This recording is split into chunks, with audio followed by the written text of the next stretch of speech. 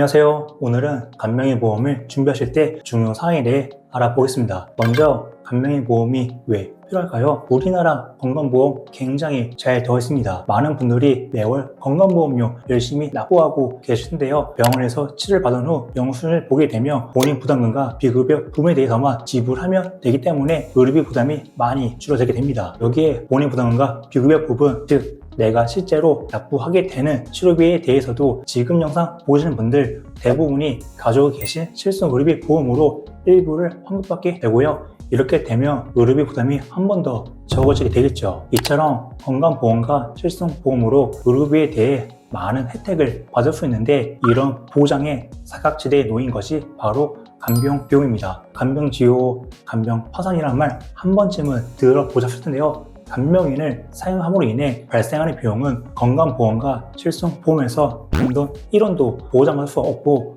오롯이 감당해야 하기 때문에 실제 이런 상황이 닥친다면 경제적으로 큰 부담이 될 수밖에 없습니다. 아무리 가족이어도 장기간 이어지는 간병하는 게 결코 쉬운 일이 아닙니다. 보험은 실제 발생했을 때 경제적으로 위협이 된다거나 일상생활에 영향을 줄 수 있는 부분을 대비할 수 있어야 하는데요. 간병인 보험은 이런 부분에 아주 적법한 보험이라고 볼 수 있습니다.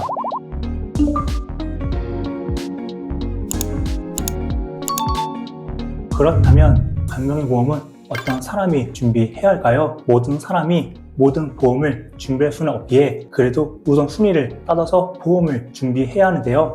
먼저 가정의 주 수임원인 분이 준비하셔야 합니다. 예를 들어 외벌이 가정에서 만약 주 수임원이 아빠나 엄마가 질병이나 상해로 인해 입원하게 된다면 당장 소득이 줄어들어 가정 경제에 영향을 미치게 되겠죠. 이런 상황에 배우자가 간병을 하더라도 보장되는 간병인 보험은 경제적으로 큰 도움이 될 수 있습니다. 다음으로 입원할 확률이 높은 사람이 준비해야 합니다. 어린이집을 다니고 있는 아이와 20대 청년을 비교했을 때 어느 쪽이 더 입원하게 될 확률이 높을까요? 어린이들은 아직 면역력이 약해 후두코나 감기, 폐렴 같은 전염성 질환에 더욱 취약합니다. 실제로 이런 질환이 어린이집에 유행하게 되면 아이가 옮아와서 입원까지 이어지게 되는 경우가 많은데요. 이렇게 아이가 입원했을 때는 부모님이 아이의 곁에서 간병을 하게 될 텐데 가족 간병이 가능한 간병인 보험은 아픈 아이를 직접 돌보면서도 보장받을 수 있습니다. 또 이제 우리 부모님 세대 분들에게도 간병인 보험은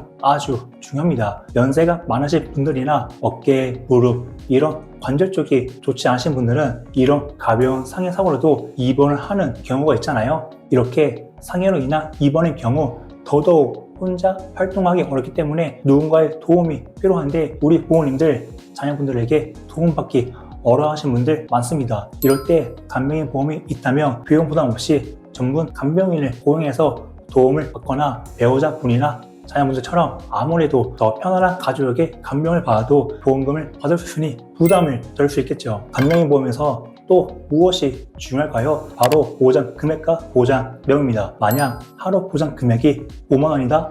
하루 종일 간병했는데 보장 금액이 5만 원이라면 큰 도움이 되기는 힘들겠죠. 현재 간병인 보험은 보험사들이 보장 금액을 축소하고 있는 추세입니다. 고령화 사회로 접어들면서 간병인을 필요로 하는 인구가 늘고 또 실제 보험금 청구가 많아지면서 보험사의 손해율이 상승하게 됐죠. 그로 인해 보험사에서는 보장 금액을 줄이거나 감액 조건을 추가하거나 식으로 약간의 내용을 변경하고 있습니다. 소비자 입장에서는 갈수록 조건이 안 좋아지고 있다고 볼 수 있는데요. 또한 간병인 보험에서 많이 들어보셨을 직접적인 치료 목적이 약간 상에 기재되어 있는지도 굉장히 중요합니다. 직접적인 치료 목적이란 쉽게 얘기해서 필수적인 치료를 위해 입원하는 경우가 아니라면 보험금이 지급되지 않을 수 있다는 뜻입니다. 사실 소비자들은 이런 부분까지 파악하고 보험을 가입하는 것이 불가능하다고 봐야겠죠. 이런 문구 하나로 인해 오랜 기간 보험료를 납부하고도 보장을 받지 못하는 불미스러운 일이 생긴다면 어떨까요? 우리 가족이 아픈 것도 속상한데 당연히 받을 수 있다고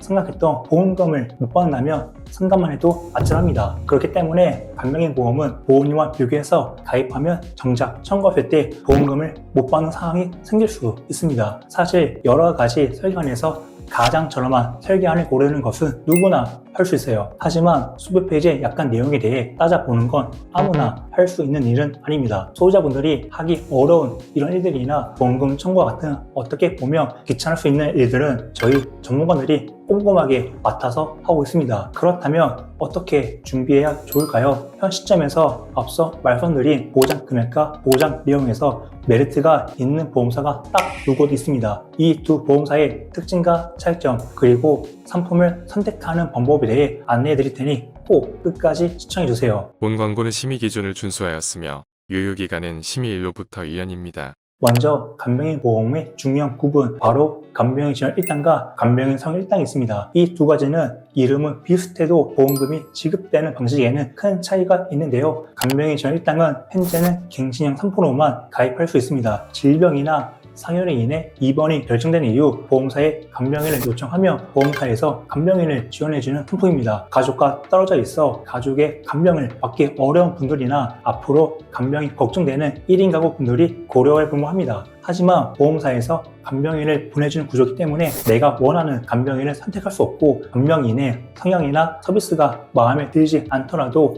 교체하기가 번거롭다는 단점이 있습니다. 간병인 상일당은 비갱신형으로 가입 가능하며 지원 1단과 반대로 실제로 간병인을 고용하거나 가족이나 지인이 간병을 하는 경우에도 보험금을 지급받을 수 있습니다. 간병인을 내가 직접 선택할 수 있고 비갱신형기에 추가적인 보험료 지출에 대한 걱정이 없다는 장점이 있어요. 주로 간병인 상일당으로 많이들 준비하시는데 간병인 상일당에는 두 가지 플랜이 있습니다. 바로 일반형과 최진형 플랜입니다. 간병인 비용은 인건비의 개념이기에 시간이 지날수록 올 수밖에 없는데요. 이러한 간병비 인상 문제를 대비할 수 있는 플랜이 바로 최진형입니다. 이 플랜은 시간이 지날수록 보장받는 금액이 증가합니다. 예를 들어 가입 시점부터 5년이 지날 때마다 일정 비율만큼 보장 금액이 증가하여 20년이 지난 후에는 2배에 가까운 금액을 받을 수 있게 됩니다. 이 플랜은 시간이 지남에 따라 화폐 가치의 하락과 간병인 비용 상승에 따른 부담을 동시에 줄여주는 효과가 있습니다. 간병인 보험은 가입 연령에 따라 상품의 선택이 달라지기 때문에 최진형이 무조건 좋다고는 할 수 없는데요. 간단히 예를 들어 70대 어르신이 최진형으로 가입한다면 앞서 말씀드린 대로 최진형은 최종적으로 20년 지난 후가 가장 보장 금액이 커지게 되는데 그 효과를 누리기가 쉽지는 않습니다. 최진형은 일반에 비해 보험료가 비싸서 이런 경우라면 보험료만 더 내는 상황이 생길 수 있습니다. 나이에 따른 가입 방법을 정리하자면 40대 또는 50대까지는 지금 당장은 물론 앞으로의 물가 상승을 대비한 최진형 플랜 충분히 고려해보면 합니다. 비갱신형 상품이기에 나리 보험료 변동의 부담도 없고 내가 받는 보장 금액이 늘어나는 최진형 플랜은 좋은 선택이 될 수 있습니다. 50대, 60대 이상이라면 최진형 효과를 기대하며 더 높은 보험료를 나리하기보단 당장에 보장할 수 있는 일반형 구성이 훨씬 합리적인 선택입니다. 그럼 지금은 어떤 보험사로 준비하는 것이 유리할까요? 최진형은 보통 A, B 보험사로 비교를 많이 합니다. A 보험사는 5년, 10년, 15년, 20년 총 4구간 체증, 일반병원, 요양병원, 간호감염까지 체증되고요. B 보험사는 5년, 10년, 20년 총 3구간 체증, 일반병원, 요양병원까지만 체증됩니다. 따라서 체증형은 모든 조건에서 유리한 A 보험사를 추천드립니다. 위 설계처럼 일반병원은 15만원, 18만원, 22만 5천원, 27만원, 30만원, 요양병원은 5만원, 6만원, 7만 5천원, 9만원, 10만원, 간호감염은 7만원, 8만 4천원, 10만 5천원, 12만 6천원, 14만원으로 5년, 10년, 15년, 20년 구간에 걸쳐서 총 4회 체증됩니다. 단 181일 이상 근무는 체증되지 않으며 요양병원 181일 이상은 보장되지 않습니다. 요양병원 보장으로 좀 더 유리한 보험사는 표준형 C 보험사인데요. 50세 이후부터는 표준형 플랜이 합리적입니다. 일반 병원 보장보다는 요양병원 보장이 더 중요한데요. 요양병원 보장에 포인트를 맞춘 표준형 플랜 C 보험사 실제 설계안입니다. 설계안을 보았을 때 체증이 되지 않는 표준형이지만 요양병원 보장은 최대 6만원이며 일반 병원, 요양병원, 간호감염 모두 일수제한 없이 365일 보장되는 C 보험사를 추천드립니다. 추가로 확인해야 할 사항입니다. 첫 번째, 건강고지 할인이 여부. 요즘 대부분의 보험사에서는 최근 10년간 입원 및 수술 이력과 같은 연령상에 따라 보험료를 할인해주는 건강고지 할인 플랜을 운영하고 있습니다. 10년 동안 병원 입원이나 수술 이력이 있다 해도 보험사마다 예외 질환으로 인수 가능한 것도 있으니 저희 보험탈출구 전문가들에게 꼭 체크하셔서 보험료를 좀 더 저렴하게 준비하시면 좋겠습니다. 두 번째, 보험료가 전부가 아니에요. 모든 보험은 보험료가 중요한 요소긴 하지만 간병인보험은 단순히 저렴하다고 해서 가입하면 안 됩니다. 앞서 안내해드린 대로 약간의 내용 한 줄에 의해 내가 받을 보험금 전부가 사라질 수 있습니다.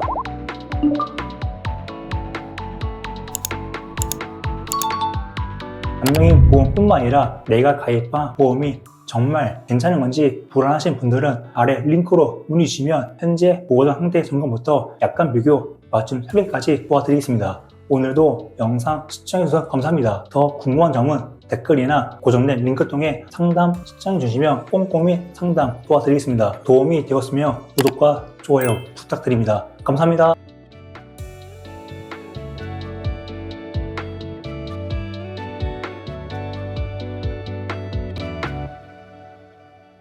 본 광고는 심의 기준을 준수하였으며 유효기간은 심의일로부터 1년입니다.